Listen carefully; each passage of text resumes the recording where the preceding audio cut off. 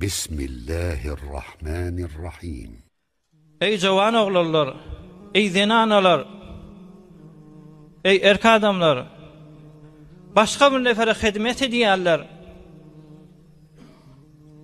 jomarçılık edip garibin selerlik ağlaşarını temin etdiyen doğallar, bilsinler. Peygamberimiz aydypdyr sahih hadis. Hudaý Taala 3 adamy cennete sally dipdir. Bir ok sebepli, bir tir sebepli. Bir gulula var. Gulula emruzi aýtjak bolsak. Türkmen aýtjak bolsak bir ok. Şeýle tiro kaman bolsa, ok ýaý bolsa şu bir tir atylýa.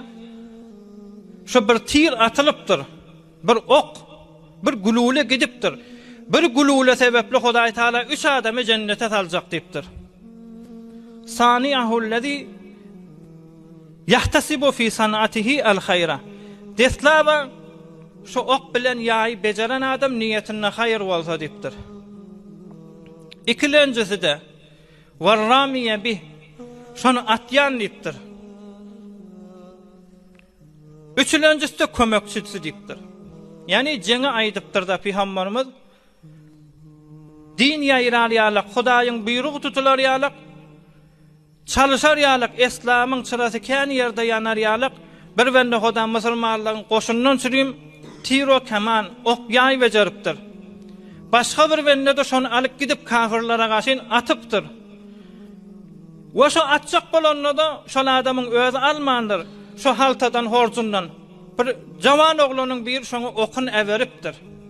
Şu 3 adam bir tir sebepli cennete girmelipdir. Ey jawan oglanlar, irtiden taşama arada tutmaklyň özü bir ibadetdir. Oň üstüne halal zindigim, halal çöregim aýlansyn diýip ýene de agzybekçilik bilen işläp durmaklaryňyz siz şu oky bejerdiňiz hesapdyr.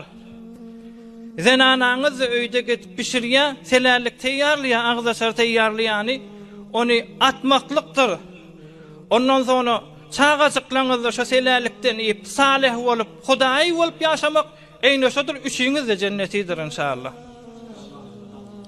Emel edýä, gazanýa bir wende Huda.